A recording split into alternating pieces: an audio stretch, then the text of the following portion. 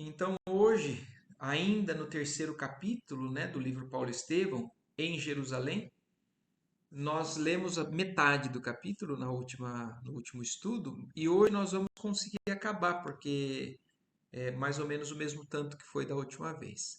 Então, só lembrando, o Estevão, né, tinha sido condenado, né, a trabalhar nas galeras lá. Ele cuidou de um nobre passageiro ali daquele navio, salvou a vida, né, inclusive, e por gratidão a isso, depois que ele pegou a doença, ele acabou sendo libertado por essa pessoa, esse romano. Foi libertado, né, ali na cidadezinha ali próximo, já perto de Jerusalém, mas ainda não era em Jerusalém. E um cara assaltou ele, tentou assaltar, na verdade ele acabou entregando. E esse cara levou o Gesiel, né, para que pudesse ser acolhido numa casa que ele sabia ali próximo daquela cidade que poderia acolher ele. Então vamos dando sequência, só vou voltar um pouquinho do que tinha acontecido então. Ele levando o Gesiel para essa casa, chegou nessa casa, que é a casa das pessoas que eram do caminho, né, como eles diziam ali. E aí, tocando na casa ali, um rapaz de semblante alegre veio atender ao recém-vindo, que o interpelou com intimidade.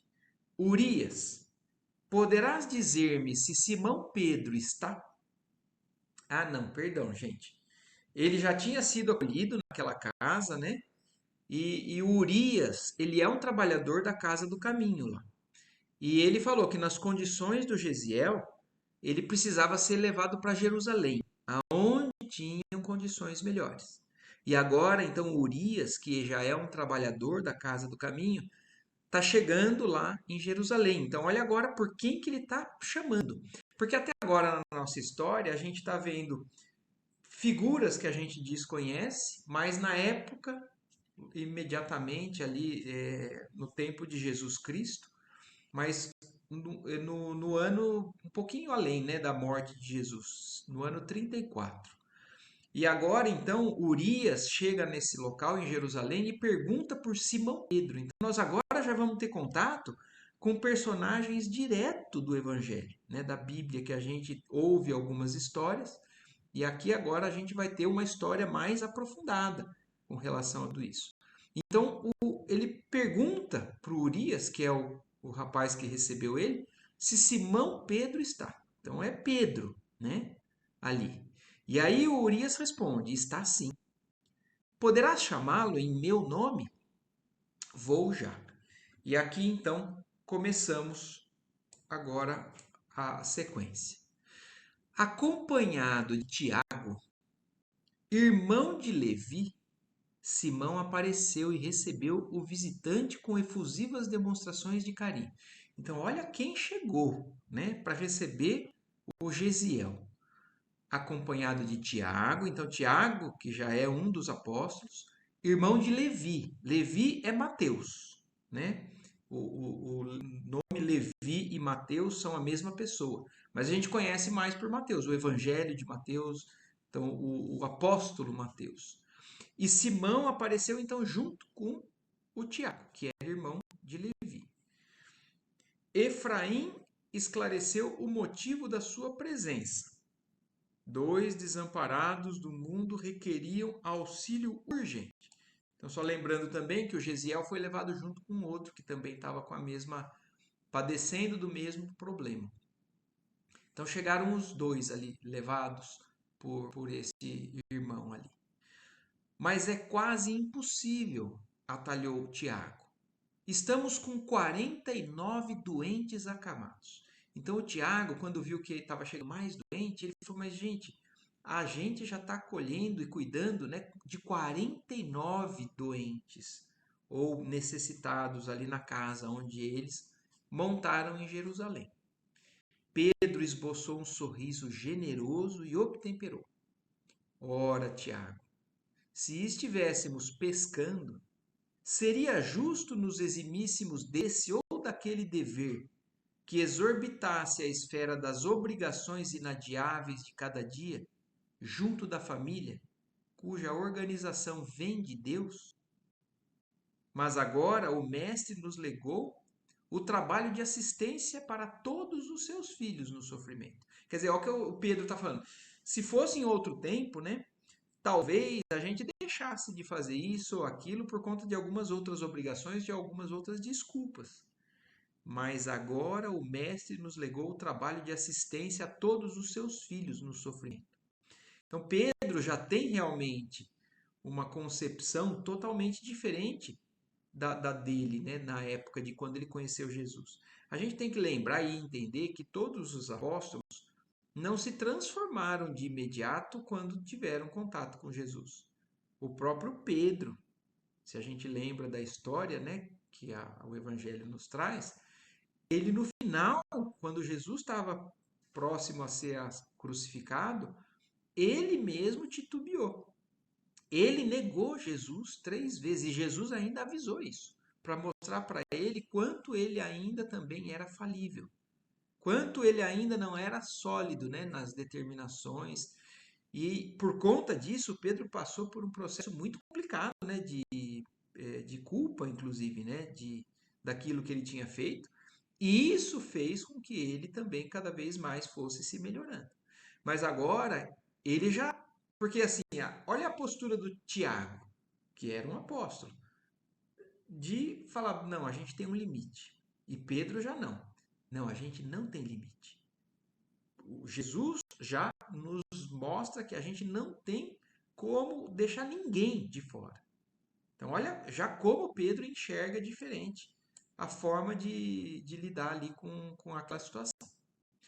Presentemente, nosso tempo se destina a isso. Vejamos, pois, o que é possível fazer. Então, Pedro, naquele momento, falou: não, nós vamos receber sim. E o bondoso apóstolo adiantou-se para acolher os dois infelizes. Desde que viera do Tiberíades para Jerusalém, Simão transformara-se em célula central de grande movimento humanitarista. Então, olha, para a gente entender, inclusive, né, a sequência do que aconteceu depois que Jesus partiu. Jesus foi crucificado, ressuscitou, né, depois do terceiro dia. Teve um tempo ainda de convívio com os apóstolos e depois ele seguiu, acompanhando sempre, mas deixando por conta dos apóstolos. Então, olha isso, Simão se deslocou ali do Tiberíades, foi para Jerusalém e lá ele foi, na verdade, como se fosse o pivô, a peça principal, né, de um movimento humanitarista que Jesus começou, que Jesus deu o exemplo e as instruções do que eles deveriam fazer quando Jesus partisse. E essa também é uma das grandes coisas que a gente tem que pensar. Jesus até isso tinha consciência da necessidade. Jesus não ia ficar tomando conta de tudo que ele trouxe o tempo todo. Não iria fazer com que os apóstolos ficassem seguindo ele, os passos dele, somente acompanhando e ficando adorando o que ele fazia. Jesus falou: é necessário que eu vá, porque agora vocês têm que mostrar se vocês aprenderam, é com vocês daqui para frente. E é com eles naquela época e é conosco nessa fase agora. A humanidade tem ainda uma obrigação com o que nós recebemos de Jesus para dar sequência a esse movimento humanitarista e de reforma íntima de todos nós. Então, mostrando aqui um pouco do que aconteceu ali com Simão Pedro e alguns dos apóstolos, né? Lá em Jerusalém. Os filósofos do mundo sempre pontificaram de cátedras confortáveis, mas nunca desceram ao plano da ação pessoal, ao lado dos mais infortunados da sorte. Olha aqui já mostrando uma das grandes diferenças a partir do momento que Jesus fez a sua passagem aqui pela Terra. Sempre existiram filósofos, profetas, pessoas que entendiam as leis, falavam sobre o que fazer, ou adorar, ou como se comportar com relação às leis, mas ninguém, como ele falou, ninguém tinha descido a ação pessoal, do plano da onde estavam, né, mais alto, de conforto e tudo mais, para poder ajudar esses mais infortunados, os mais sofredores, os doentes, os coxos, os cegos, tudo o que Jesus mostrou a necessidade de se dar atenção. Então, Jesus foi um marco de transformação da postura da humanidade, uma renovação da postura moral, né, e a forma de agir. E ele fala justamente isso aqui na sequência, Emmanuel, né, na descrição dele. Jesus renovara com exemplos divinos todo o sistema de pregação da virtude. Até agora, só se falava, se pregava a virtude. Jesus exemplificou exatamente o que fazer, como fazer. Jesus não chegou falando, Jesus chegou exemplificando, chamando a si os aflitos e os enfermos, inaugurara no mundo a fórmula da verdadeira benemerência social. Olha o que está falando aqui o Emmanuel, né? O exemplo de Jesus, de como ele lidou com esses aflitos e enfermos, inaugurou no mundo a verdadeira fórmula de como ser bom, de como fazer a caridade e a bondade. Então tudo mudou dali para frente. Olha, a gente não tem às vezes noção, né, dessa transição que aconteceu, apesar da gente ver que ainda nós estamos muito distantes, né, do que Jesus espera de nós, mas já foi um grande marco, uma grande transição ali. As primeiras organizações de assistência ergueram-se com o esforço dos apóstolos, ao influxo amoroso das lições do Mestre. Então, se nós temos hoje aqui, hoje é um pouco mais comum a gente ver entidades, né, organizações, ONGs, de auxílio ao próximo, dessa maneira de chegar junto, de acolher. Mas tudo isso foi inaugurado por Jesus e as primeiras casas de assistência nesse sentido foram inauguradas pelos apóstolos. Aqueles que Jesus deu diretamente o exemplo e as instruções. Então, Jesus influenciou a humanidade a isso que nós estamos engatinhando em fazer, né? Com relação ao que a gente ainda vai fazer como humanidade já mais avançada. Daqui sabe-se lá quantos anos, séculos, né? Não sabemos. Era por esse motivo que a residência de Pedro, doação de vários amigos do caminho, regurgitava de enfermos e desvalidos, sem esperança.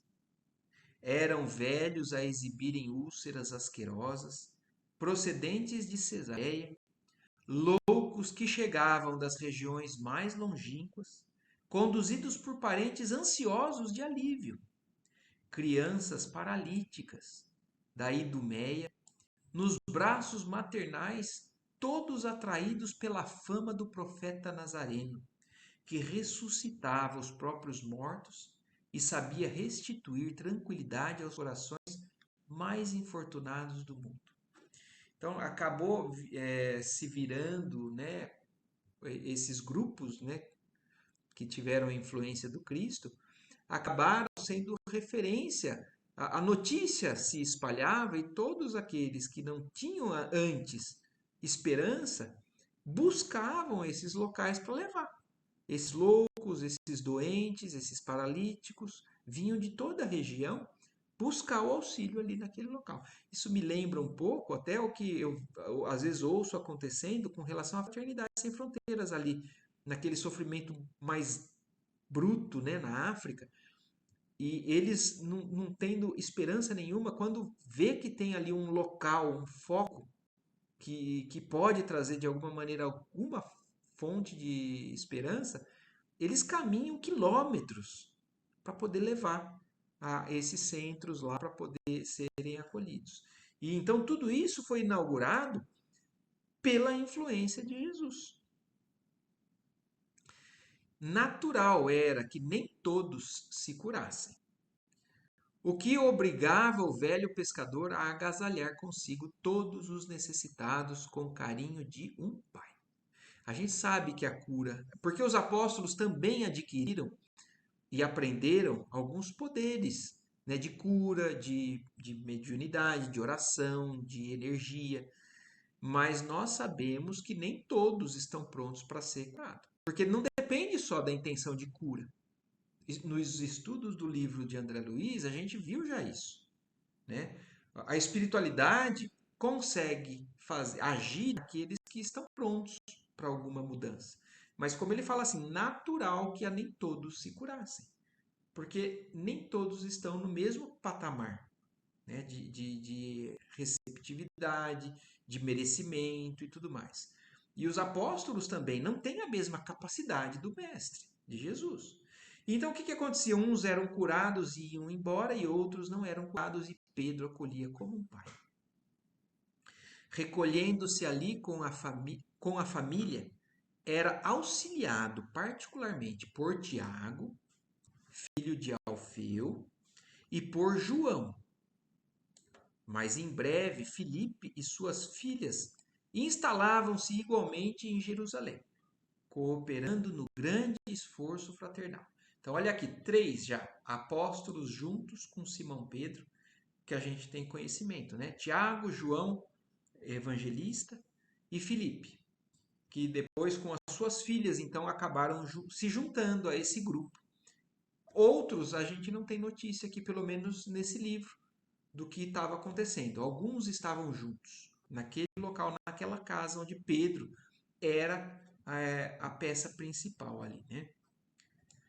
Tamanho o movimento de necessitados de toda sorte que há muito Simão não mais podia entregar-se a outro mister no concernente à pregação da boa nova do rei. Então, olha isso, o Simão Pedro não tinha nem tempo mais para falar sobre o evangelho, para pregar. Era tanto necessitado que ele estava ali só cuidando de tudo isso. Eu vou dar uma adiantada no conceito do próprio livro para a gente entender um pouquinho sobre o Paulo, porque olhem isso. Os principais apóstolos estavam atarefados cuidando e não estavam pregando. Como é que nós temos hoje muito do que nós temos do Evangelho? Depois a gente vai se aprofundar e vai ver. Mas Paulo, que não era apóstolo, que é o personagem principal desse livro, é uma das razões de nós termos o Evangelho sendo passado adiante em muita coisa até hoje. Nós vamos ver isso em todo o trajeto desse livro. Então, Simão e os outros apóstolos estavam só cuidando dos doentes e não tinham mais encontrado tempo para continuar a pregação, né? Passar a notícia de Jesus, da vinda de Jesus, do Messias, né? A dilatação desses místeres vinculava o antigo discípulo aos maiores núcleos do judaísmo dominante. Obrigado a valer-se do socorro dos elementos mais notáveis da cidade, Pedro sentia-se cada vez mais escravo dos seus amigos benfeitores e dos seus pobres beneficiados, acorridos de toda parte e em grau de recurso supremo ao seu espírito de discípulo abnegado e sincero.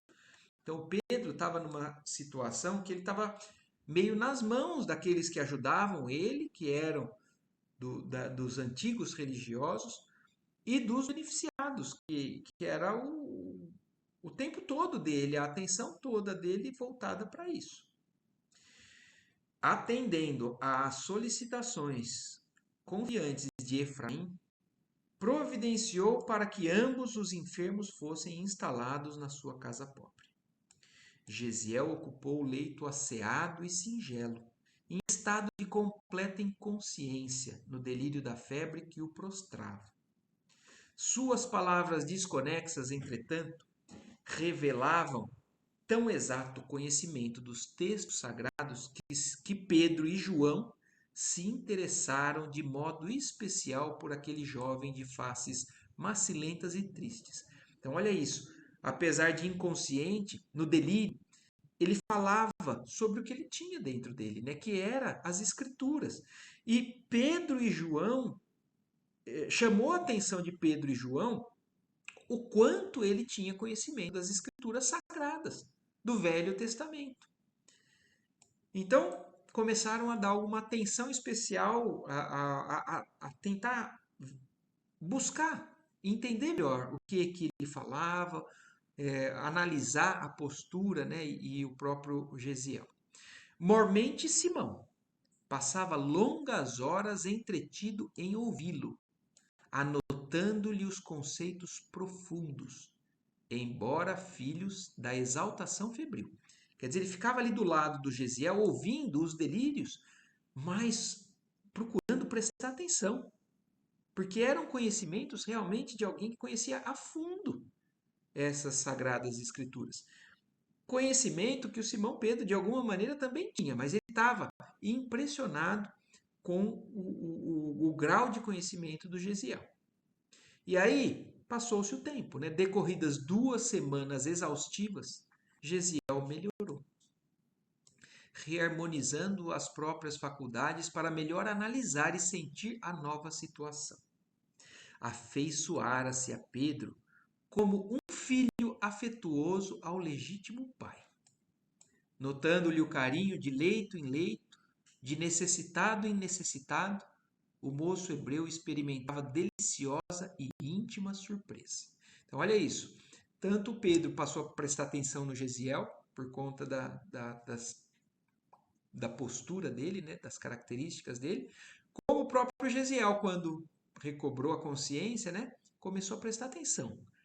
Da atenção, do desvelo que o Pedro tinha, indo de caso em caso, de cama em cama, né, cuidando de um por um. Então, Gesiel começou a ter um afeiçoamento a Pedro, né? O ex-pescador de Cafarnaum, relativamente moço ainda, era o exemplo vivo da renúncia fraterna. Gesiel ainda não conhecia o conceito de Jesus Cristo. Ele conhecia alguns conceitos do Velho Testamento: renúncia, fraternidade, mas não aos modos de Jesus. E então Simão Pedro chamou a atenção dele. Tão logo convalescente, Gesiel foi transferido a ambiente mais calmo, à sombra amena de vetustas tamareiras que circundavam a velha casa. Entre ambos, estabelecera-se desde os primeiros dias a corrente magnética das grandes atrações afetivas. Então, houve uma sintonia de espíritos realmente ali, no mesmo tipo de vibração, então eles com uma atração muito grande afetiva, se ligaram, né? E nessa manhã as observações amáveis sucediam-se, e não obstante a justa curiosidade que lhe pairava na alma a respeito do interessante hóspede, Simão ainda não tinha logrado o ensejo de um intercâmbio de ideias. Então, até agora, eles só tinham uma simpatia um entre o outro. Gesiel tinha melhorado, mas eles não tinham conversado. Eles só tinham ainda compartilhado algum tipo de cuidado um com o outro com relação ao dia a dia. Mas então o Simão estava desejoso de ter alguma conversa, um intercâmbio de ideias mais íntimo, de maneira a sondar-lhe os pensamentos, inteirando-se dos seus sentimentos e da sua origem.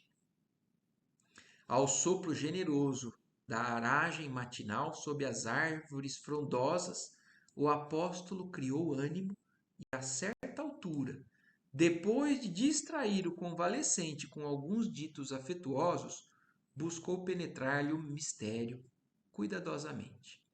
Então aí começou, né, o Simão Pedro a aprofundar a conversa com Gesiel. Amigo, disse com jovial sorriso, agora que Deus te restituiu a saúde preciosa, regozijo-me por havermos recebido tua visita em nossa casa.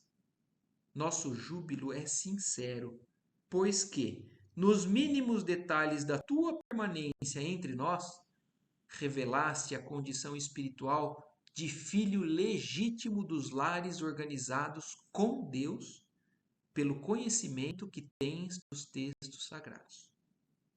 E tanto me impressionei com as tuas referências a Isaías, quando deliravas com febre alta, que desejaria saber de que tribo descendes. Então, olha o Pedro está falando, né? Citando Isaías aqui, né? Então, Gesiel falou tanto sobre um dos livros do Velho Testamento, né? Que é o livro do profeta Isaías.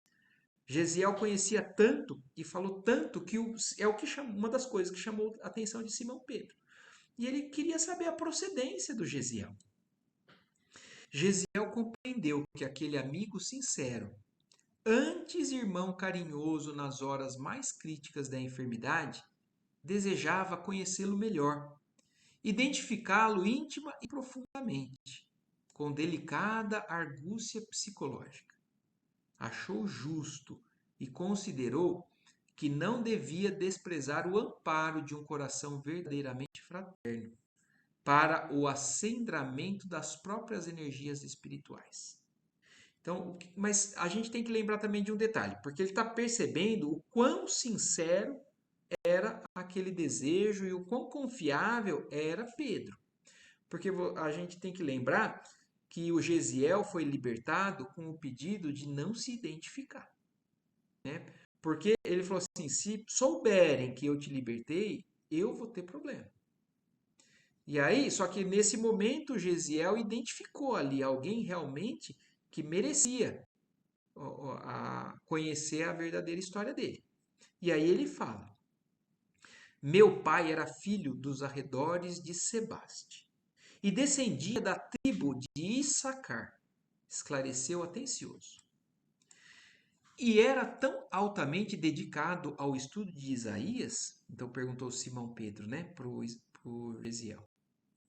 Estudava sinceramente todo o Testamento, sem preferências, talvez de ordem particular.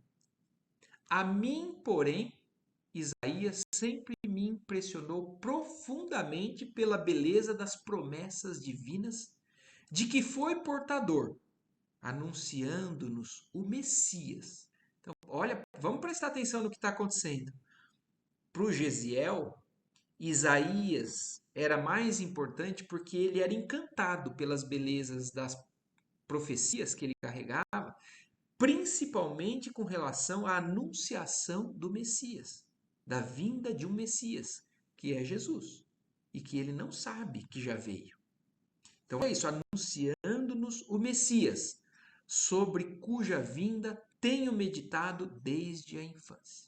Então olha a sintonia que Gesiel já tem com o Cristo, mesmo sem ter conhecido.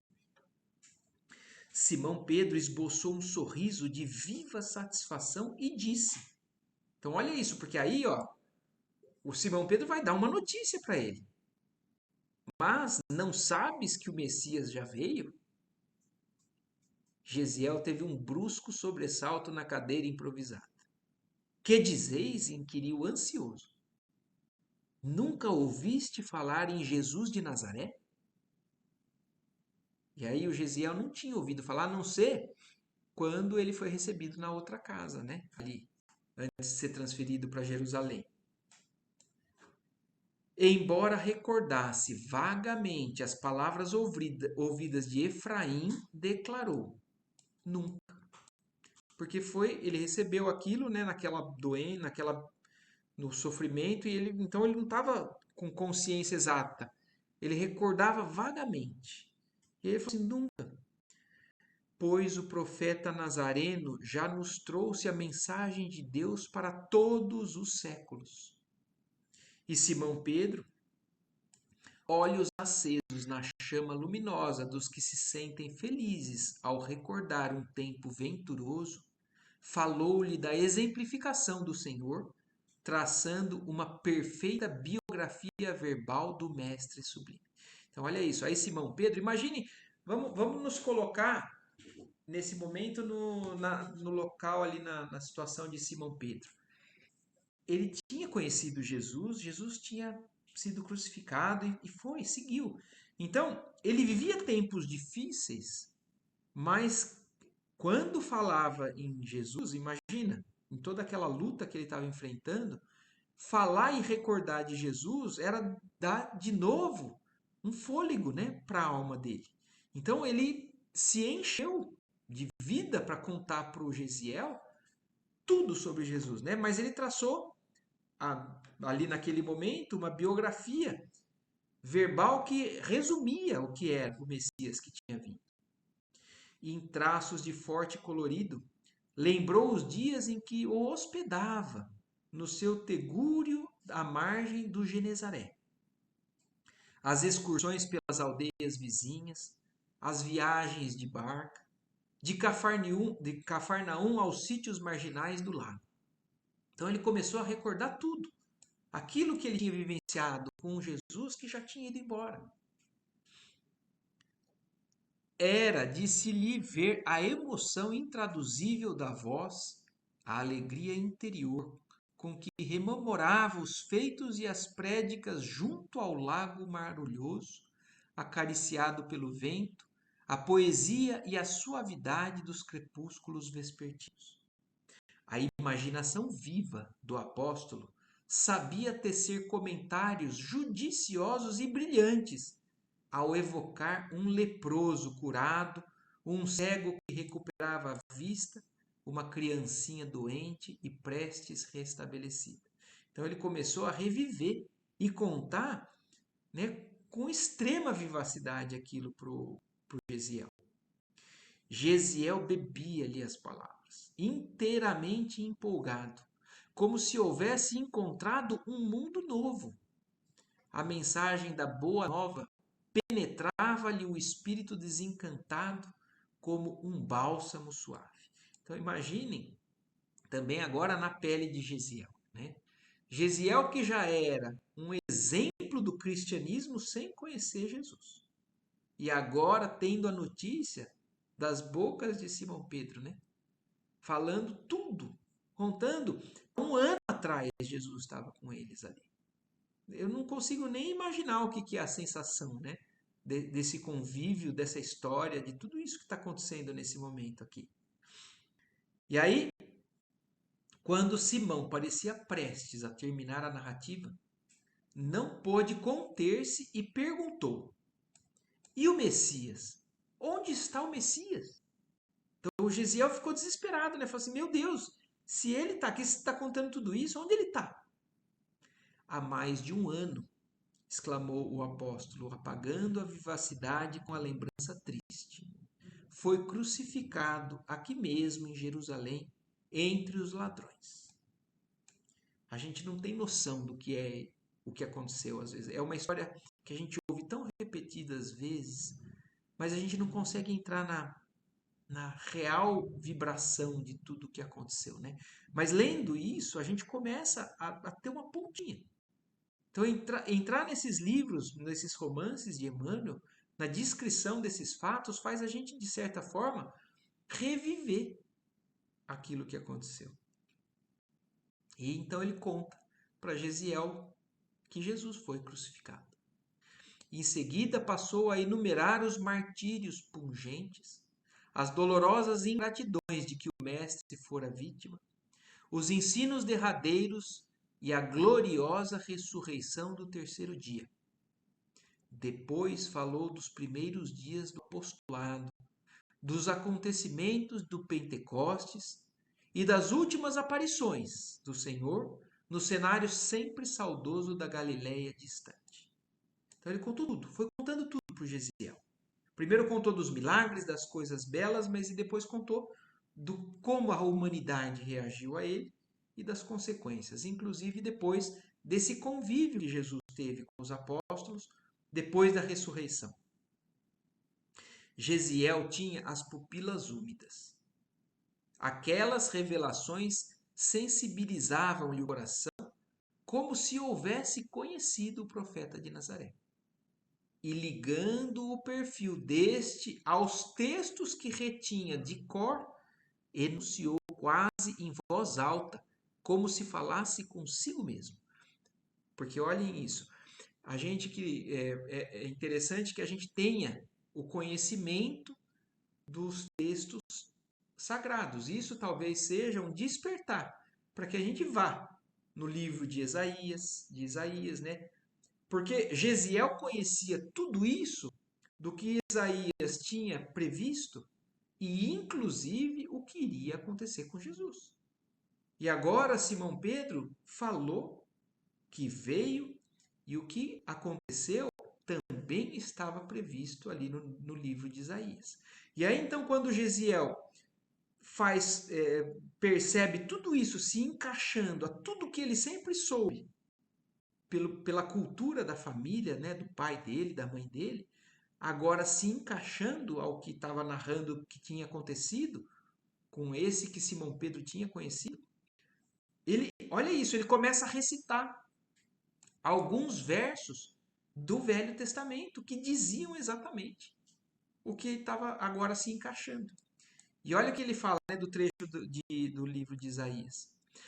Levantar-se-á como um arbusto verde na ingratidão de um solo árido, carregado de opróbios e abandonado dos homens, coberto de ignomínias, não merecerá consideração. Será ele quem carregará o fardo pesado de nossas culpas e sofrimentos, tomando sobre si todas as nossas dores. Parecerá um homem vergado sob a cólera de Deus, humilhado e ferido, deixar-se-á conduzir como um cordeiro. Mas desde o instante em que oferecer sua vida, os interesses do Eterno hão de prosperar nas suas mãos. Olha o que está descrito no Evangelho, no Velho Testamento, no livro de Isaías, descrevendo como seria a vinda do Messias. E olha como termina, né? Humilhado e ferido, deixar-se-á conduzir como um cordeiro, mas desde o instante em que oferecer a sua vida, os interesses do Eterno hão de prosperar nas suas mãos. E é o que acontece.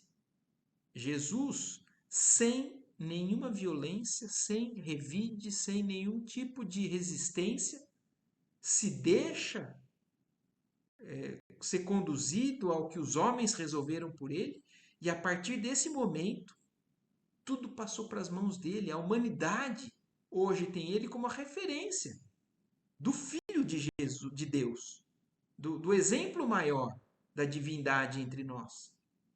Exatamente o que Gesiel tinha já de conhecimento dos textos sagrados ali se concretizando naquele momento para ele. E ele fala aquilo, né? Simão, admirado de tanto conhecimento dos sagrados textos, terminou dizendo: vou buscar-te os textos novos. São as anotações de Levi sobre o Messias redivivo. Então, olha isso, que na época, quando o Pedro teve assim consciência de tudo aquilo que estava acontecendo, que alma que era aquela, né? Ele falou assim: você é alguém que tem que ler as novas informações, né? E o que eles tinham? Anotações de alguns deles. O primeiro que fez algumas anotações foi Mateus, que era um coletor de impostos. Ele era alguém mais letrado, né? Alguém mais capacitado para fazer anotações. E então, as anotações de Mateus, de Levi, ali, né, como fala, era a referência para que eles seguissem, né, relembrassem e passassem adiante as informações da vinda de Jesus. E aí Simão Pedro foi buscar essas anotações.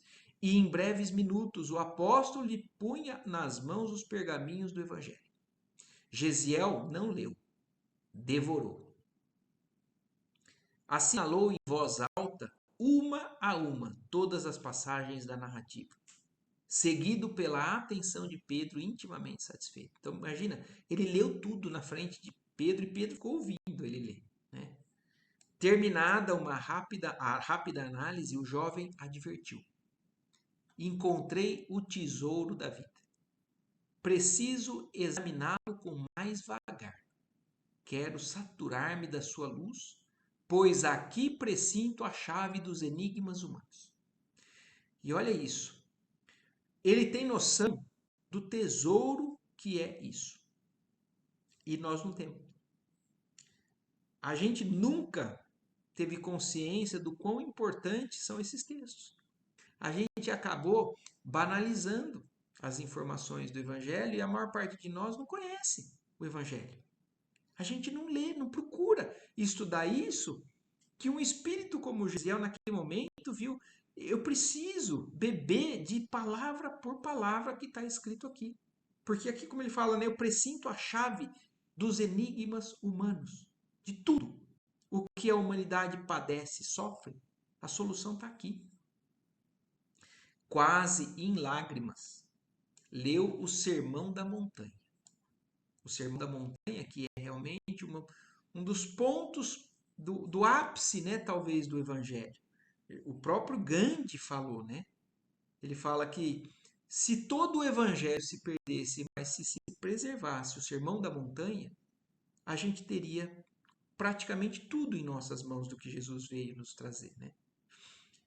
Então, quase em lágrimas, ele leu esse trecho descrito por Mateus, né, do Sermão da Montanha, secundado pelas comovedoras lembranças de Pedro. Em seguida, ambos passaram a comparar os ensinamentos do Cristo com as profecias que o anunciavam. O jovem hebreu estava comovidíssimo e queria conhecer os mínimos episódios da vida do Mestre. Simão procurava satisfazê-lo, edificado e satisfeito. O generoso amigo de Jesus, tão incompreendido em Jerusalém, experimentava uma alegria orgulhosa por haver encontrado um jovem que se entusiasmava com os exemplos e ensinamentos do Mestre incomparável. Por que está falando isso?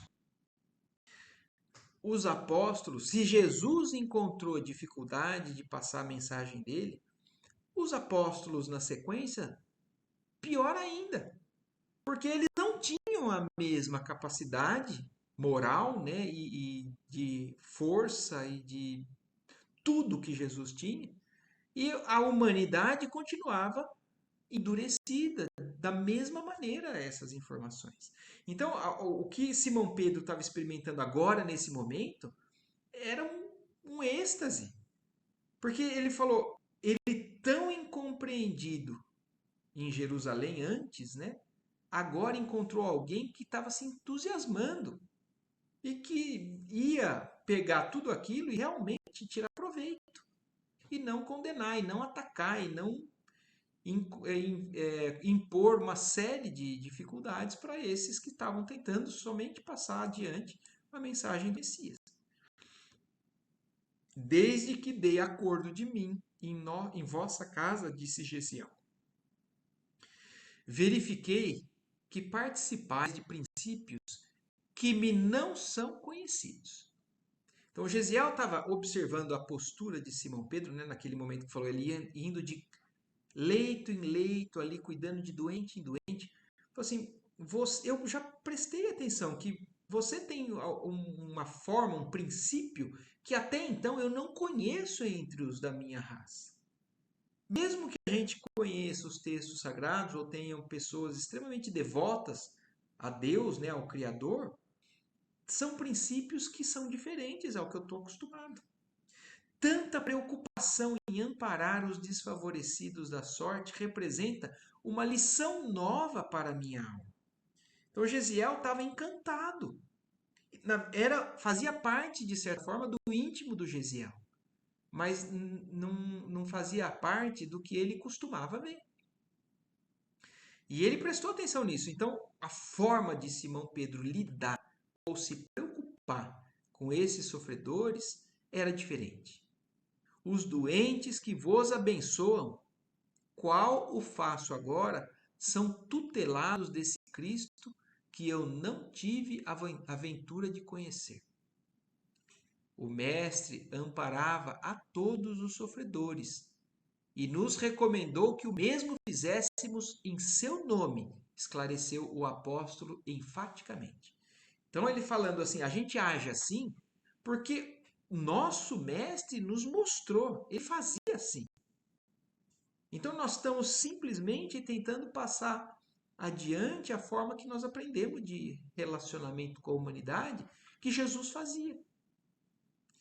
De acordo com as instruções do Levítico, disse Gesiel. Então, de acordo com as anotações, né, de outro dos livros do Velho Testamento, o Levítico, né, de acordo com as instruções desse livro, disse Gesiel, toda cidade deve possuir, longe de suas portas, um vale destinado aos leprosos e pessoas consideradas imundas. Entretanto, Jesus nos deu um lar no coração daqueles que o seguem. Então, olha isso, porque era a instrução que eles mesmos, os religiosos da época, tinham. Fazia parte dos textos sagrados. Era a adoração a Deus, era conhecer os textos, mas era se manter distante de alguma parte da humanidade que eles consideravam imundos. Estava nos textos sagrados. Toda cidade deve ter, longe das portas, um vale destinado aos leprosos. Mas Jesus veio renovar essa forma de lidar com tudo isso. Então, Jesus bagunçou tudo e por isso que alguns não entenderam. Por isso que alguns falaram que não, ele estava. Porque para alguns assim era. Uns são os evoluídos, os escolhidos, os que se sentam no trono, que se sentam em algo mais elevado, e uma parte da humanidade não faz parte dessa criação favorecida. Então, uma parte tem que ser excluída e outra tem que ficar no bem bom. Então, isso estava nos textos. Mas Jesus não coloca todo mundo sob o mesmo pé. E aí Gesiel já percebe tudo isso nesses textos, né? Falando assim, Jesus nos deu um lar no coração daqueles que o seguem. O Cristo nos trouxe a mensagem do amor, explicou Pedro. Completou a lei de Moisés, inaugurando um novo ensinamento. A lei antiga é justiça, mas o evangelho é amor. E olha que no Espiritismo, né, a espiritualidade superior através de Allan Kardec, né, colocam justiça e bondade como um único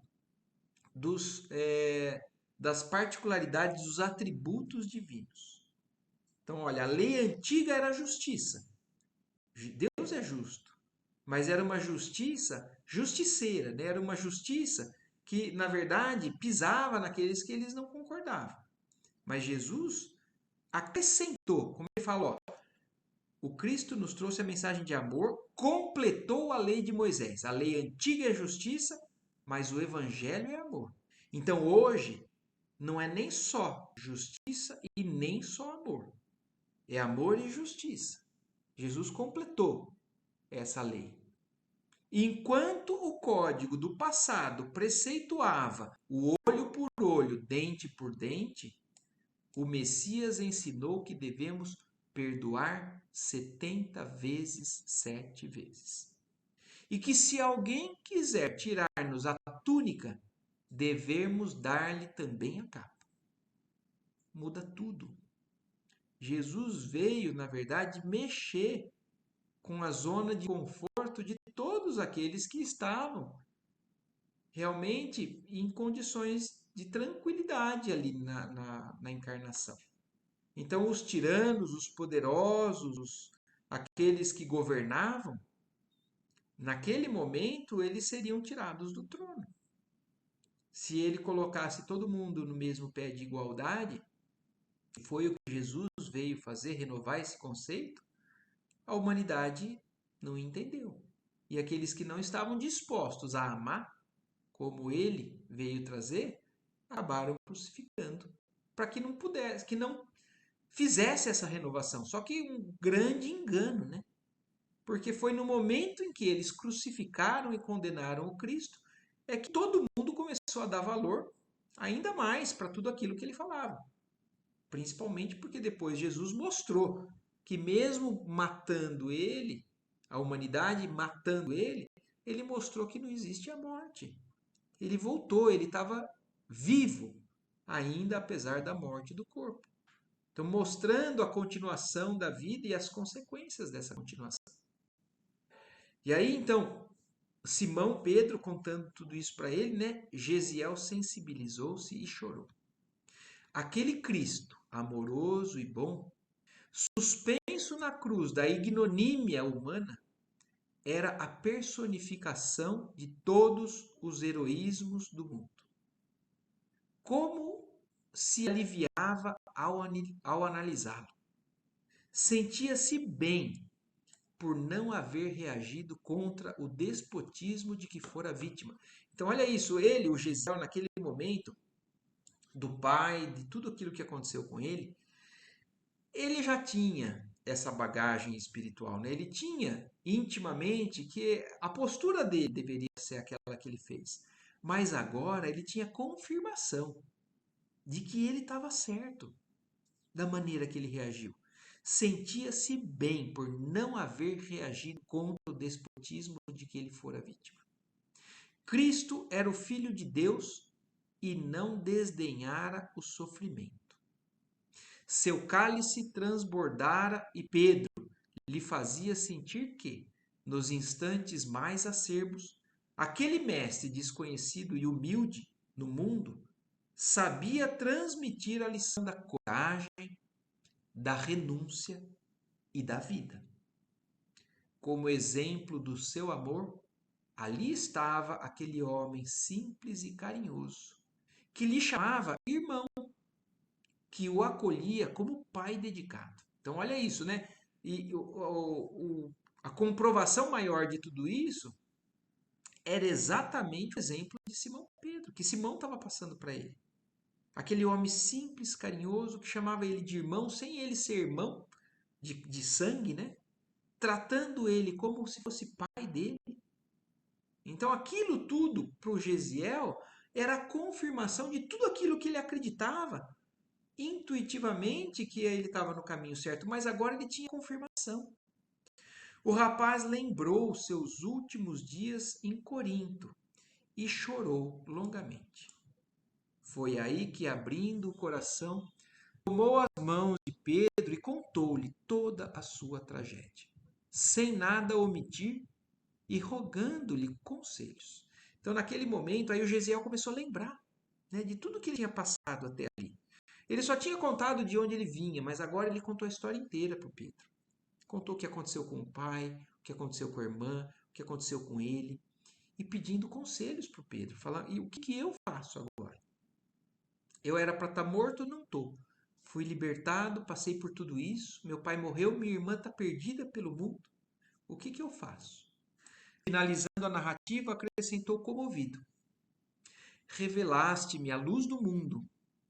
Perdoai, pois, se vos revelo meus sofrimentos, que devem ser justos. Olha isso.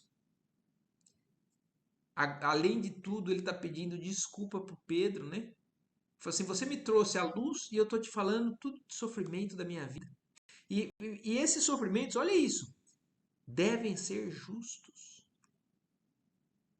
Gesiel é o Gesiel, né? Tendes no coração as claridades da palavra do Salvador e a vez de inspirar a minha pobre vida.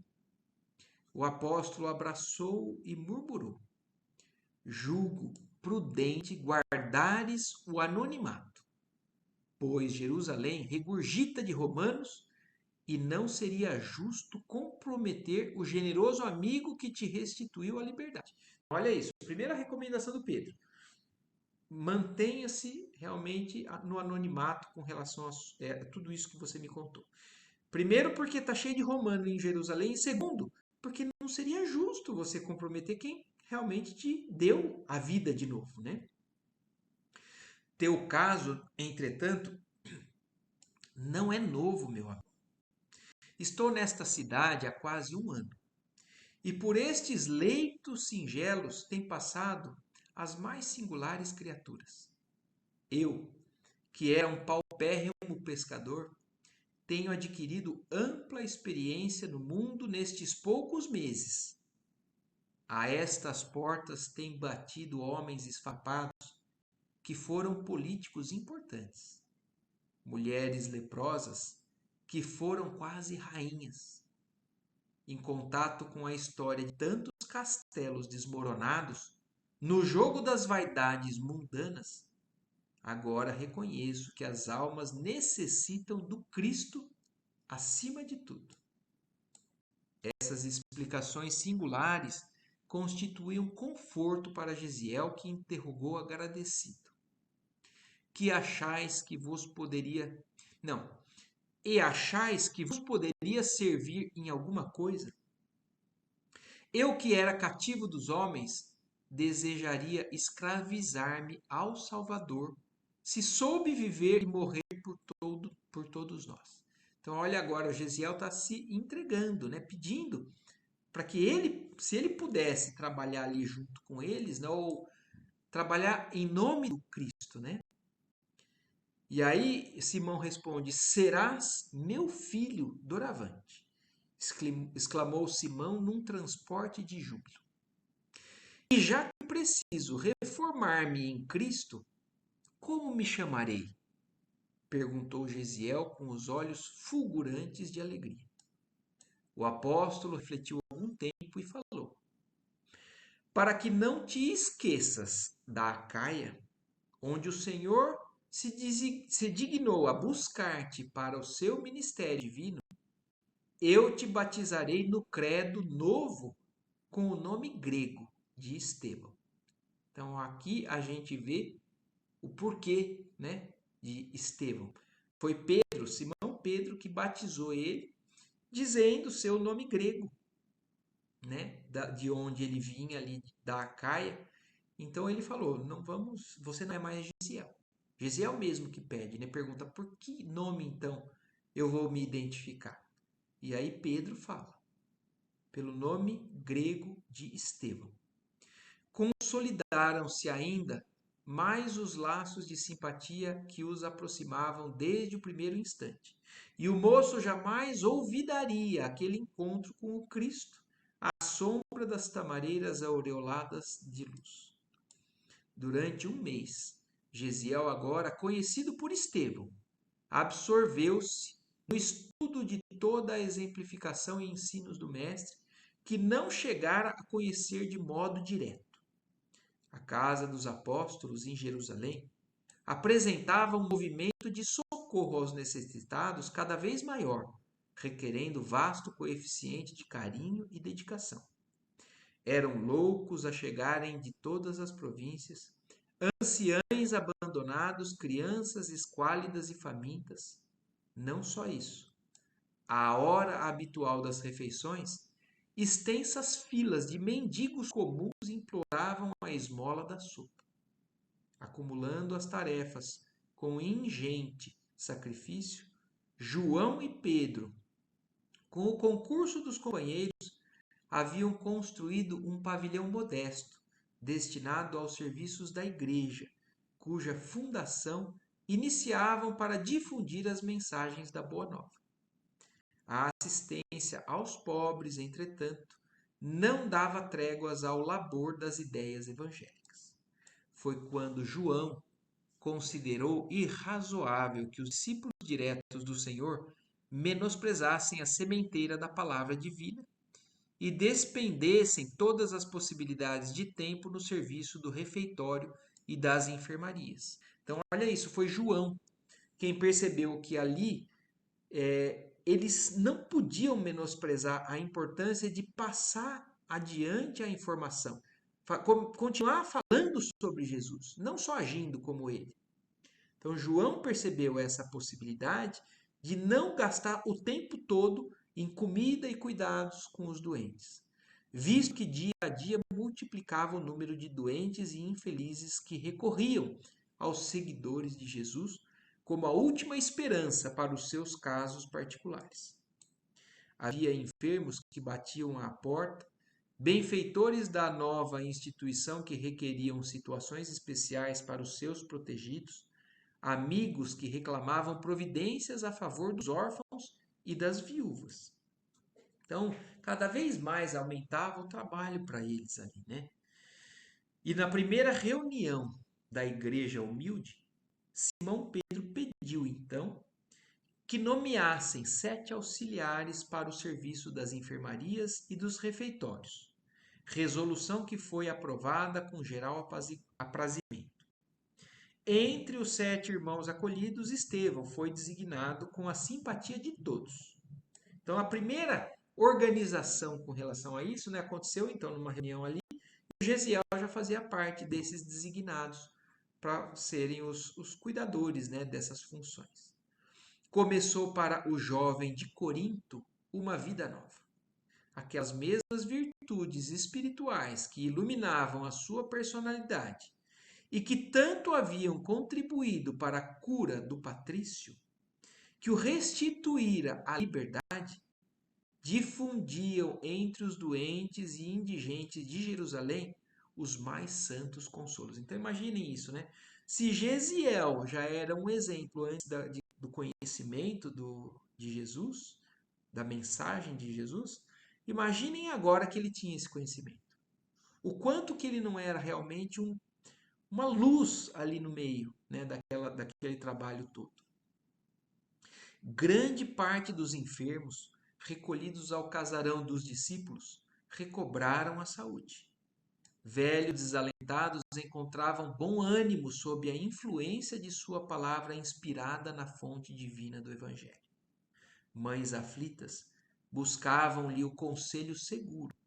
Mulheres do povo, esgotadas pelo trabalho e angústias da vida, ansiosas de paz e consolação, disputavam o conforto da sua presença carinhosa e fraterna. Simão Pedro não cabia em si de contente, em face das vitórias do filho espiritual. Os necessitados tinham a impressão de haver recebido um novo arauto de Deus para alívio de suas dores. Em pouco tempo, Estevão tornou-se famoso em Jerusalém pelos seus feitos quase miraculosos. Considerado como escolhido do Cristo, sua ação resoluta e sincera arregimentara em poucos meses as mais vastas conquistas para o evangelho do amor e do perdão. Seu nobre esforço não se limitava à tarefa de mitigar a fome dos desvalidos. Então, olha isso, ele conseguia completar. Ele cuidava de todos com amor, mas não se limitava a isso. Entre os apóstolos galileus, sua palavra resplandecia nas pregações da igreja, iluminada pela fé ardente e pura. Quando quase todos os companheiros, a pretexto de não ferirem velhos princípios estabelecidos, deixavam de ampliar os comentários públicos para além das considerações agradáveis ao judaísmo dominante, Estevão apresentava à multidão desassombradamente o Salvador do mundo na glória das novas revelações divinas. Olha o que estava acontecendo aqui. E isso é fácil de entender, né? Frente às inseguranças, né, humanas e tudo mais. Então, olha isso. Quando quase todos os companheiros, a pretexto de não ferirem velhos princípios do judaísmo dominante, então, os apóstolos de Jesus, eles faziam a caridade que Jesus ensinou, mas eles não falavam demais o que pudesse ferir aos religiosos da época, porque senão eles sabiam que iam criar confusão, eles sabiam que iam ser perseguidos e eles sabiam que poderiam ser condenados, como Jesus foi. Mas Estevão não. Ele então desassombradamente falava sobre o Salvador, indiferente às lutas que iria provocar. Então ele era o discípulo que não tinha medo das consequências, comentando a vida do mestre com o seu verbo inflamado de luz. Os próprios discípulos surpreendiam-se com a magia das suas profundas inspirações. Alma temperada na forja sublime do sofrimento, sua pregação estava cheia de lágrimas e alegria, de apelos e aspirações. Então, olha isso, se dependesse somente dos apóstolos, talvez tivesse esfriado um pouco aquela missão da passagem da mensagem de Jesus. E aí, em poucos meses, seu nome era aureolado de uma veneração surpreendente.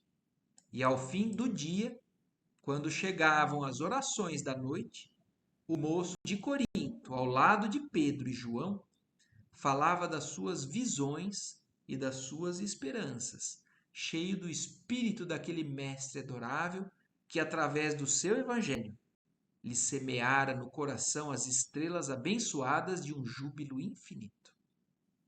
Emmanuel. Então, olha isso.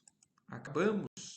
Aqui tem algumas citações ali, né, da parte do texto, falando o capítulo, né, o trecho que ele citou Isaías, Levi quando fala, né, falando que é Mateus mesmo. E aqui então encerramos esse capítulo 3 do Paulo Estevam, mostrando agora o Gesiel encontrando a mensagem do Cristo e sendo o maior difundidor, né, divulgador da mensagem na sua maneira integral, sem nenhum tipo de sem ocultar nenhum tipo de realidade com relação ao que o Cristo veio fazer. Sem medo. Ele já tinha sofrido tanto. Uma pessoa que sofre como ele sofreu e passa resignado não tem medo de mais nada. E ainda mais encontrando o Messias como a referência para ele. Ele iria até o fim. Podia ter consequência que fosse. Diferente, por exemplo, do que aconteceu com Pedro. Não que Pedro não tenha depois também crescido, se redimido. Mas Pedro, na hora da dificuldade, quando ele viu que ele poderia ser condenado, e o Cristo estava sendo condenado, ele negou. Falou assim, você que é o amigo de Jesus, do Cristo? Ele falou, não sou eu. Por 3 vezes. Para não ser condenado. E Gesiel agora mostrando exatamente uma força diferente. Então, Estevão, né? Daqui para frente, Estevão. Que nós vamos, então, agora dando a sequência nos próximos domingos. Certo? Mais alguma coisa que vocês queiram dizer? Mas é lindo, né? Capítulo lindo. Ficou bem explicado, é legal, né? É muito legal. Então, É legal coisa para a rever, gente né? pensar. Gostou? Deu para entender bem? Bruna também? Andou? Eu sim, Marco. Eu tava pensando aqui que ele passou por tanta coisa, né? E é muito engraçado como tudo que ele passa só prepara mais ele para chegar onde ele tinha que chegar e ter a postura que ele tem, né? Exatamente, Bruna.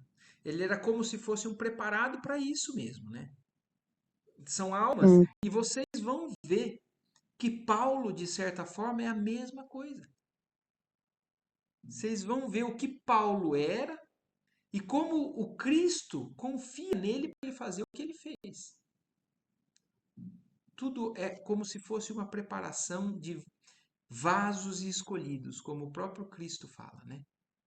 Mas é, né? E é. E é. Era o Tem propósito, vários. né? Sim. Então temos uma semana aí para Muito digerir legal. agora Mas, esse resto do capítulo. Bruna, mais umas 500 encarnações, nossa, nós vamos estar igual. É, mais ou Talvez menos, por mais aí. ainda, né? Pois é. Se pensar bem, talvez mais. Ou mais. Mas chega lá, todo mundo chega lá. Essa Com é a certeza. meta. Exatamente. É verdade. Pelo menos isso. Nós temos esperança. Exato. Pelo menos a gente sabe para que lado a gente tem que ir, né? Exatamente. Se Tempo vai insistir no lado oposto, nós vamos sofrer um pouco mais, mas depois nós vamos aprender. Tá certo. Tá bom. Beleza. Ótimo. Uma Obrigado. ótima semana, Boa obrigada. semana para todos. Obrigada, pessoal. Boa Boa semana. semana, Boa gente. Boa noite. Fiquem com noite. Deus. Tchau, Tchau, tchau. tchau. Tchau, tchau.